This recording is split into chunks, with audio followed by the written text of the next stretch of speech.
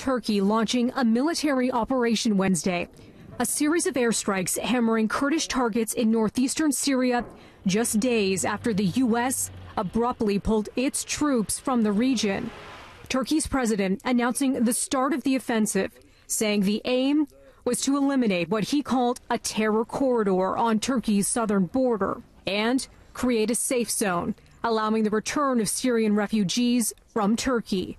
Kurdish-led Syrian Democratic Forces already reporting civilian casualties and warning of a humanitarian catastrophe. People here fleeing border towns.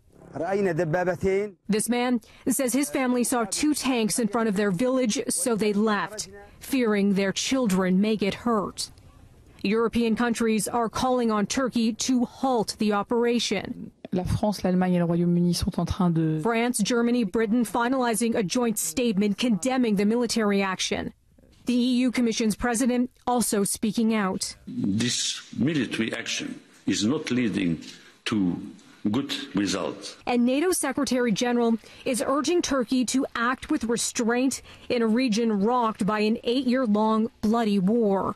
It is important to avoid actions that may further destabilize the region, escalate tensions and cause more human suffering. The offensive is not a surprise. Turkey has been poised to move into northeast Syria since U.S. troops who've been fighting with American-allied Kurdish-led forces against ISIS withdrew from the region as part of a controversial policy shift by U.S. President Donald Trump.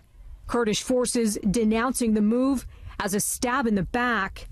The U.S. exit met with sharp criticism in Washington, including from one of Trump's most vocal supporters, Republican Senator Lindsey Graham, who tweeted, "Pray for our Kurdish allies who've been shamelessly abandoned by the Trump administration.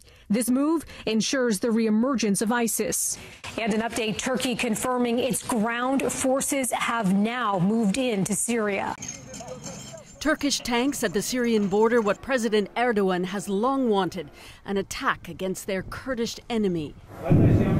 But a key U.S. ally. It is a powder keg kicked off by the U.S. president's sudden plan to pull out U.S. forces. I hope that he will act rationally. President Trump now trying to warn Turkey not to wipe out Kurds.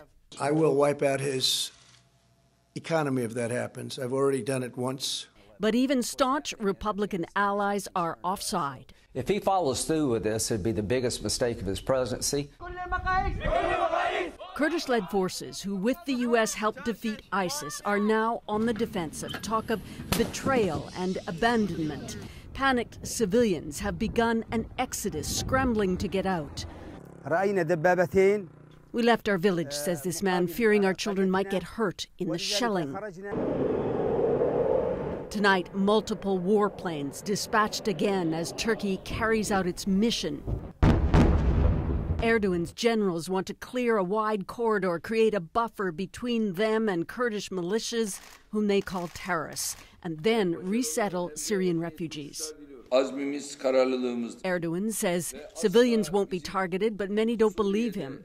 And they fear what will happen to the tens of thousands of captured ISIS fighters and their families, guarded by Kurdish-led forces who are now under attack. President Trump has long wanted out of Syria, saying today the U.S. being pulled into the Middle East was, quote, the worst mistake in U.S. history. But his critics say this move, unplanned and hasty, has helped plunge the region further into chaos. Susan Ormiston, CBC News, Washington. We start with some breaking news that we're just receiving here in our headquarters. You're looking at some live pictures from the Syrian-Turkish border, where the Turkish military has just launched its attack on Kurdish forces.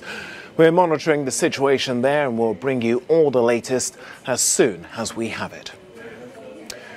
So, what do we know so far? Well, the Turkish President Recep Tayyip Erdogan announced the incursion a short while ago. Turkish warplanes have already started bombing the region, and artillery have opened fire on Kurdish sniper positions, military bases and ammunition stores too.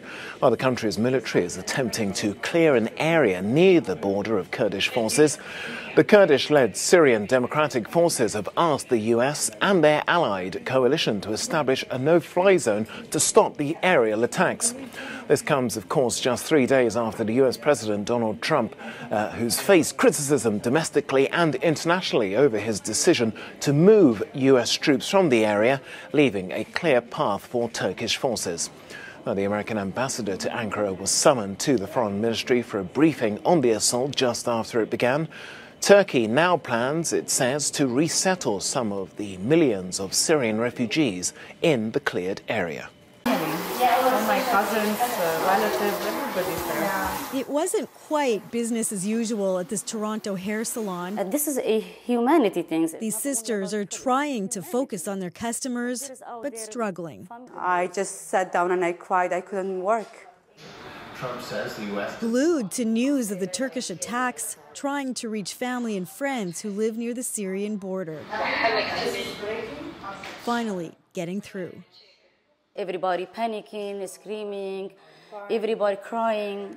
They canceled their evening appointment so they could get to the rally at the U.S. Embassy. That we cannot watch this slaughter of innocent people. We're expecting that Canada take a lead and use their voice in the NATO. Shame on USA! There was a similar scene outside the U.S. Embassy in Vancouver. Members of the Kurdish community wanted to deliver a letter. We're here to tell Donald Trump that allies don't make unilateral decisions and leave behind the people who gave thousands of lives.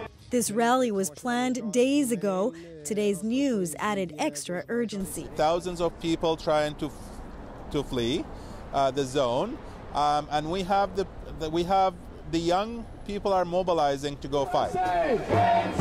This Kurdish man and his family came to Canada just last year as privately sponsored refugees. He's worried about his 80-year-old mother left behind. We didn't sleep yesterday and we're under stress. We are waiting, really, maybe we hope the United States government change their mind. Kurdish Canadians say they feel betrayed by the American government. They can't count on their allies. Who can they trust? And who will step in to prevent what they worry will become a humanitarian disaster? Karen Pauls, CBC News, Vancouver. Here's the problem with the strikes already occurring. These are facts. That part can't be undone. But when we saw last time that he wanted to pull out and he unified all of Congress and everyone on his staff, his defense secretary, talk about Donald Trump. Donald Trump's right. Yeah, this is when Mattis stepped down.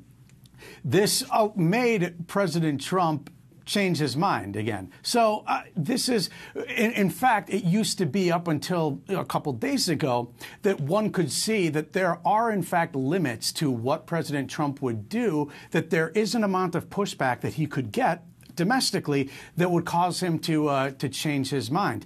But in this situation here, this would be the third time that he has undercut his own team from the State Department and the National Security Council. I know these people. I've worked with them. They've done a lot with very little. How could they now, on a third time, go back in and talk to allies, talk to even adversaries, and promise anything and be taken seriously? I mean, this is why I was saying how the president could portray this in a 180-degree different manner and sell it as a big success. The amount that they were able to accomplish. But no one's going to believe them now, even if he does reverse it. He can reverse these facts on the ground, sure. But when it comes to getting toward a political settlement, which is what the State Department is really, of course, after, that's going to be hard to follow.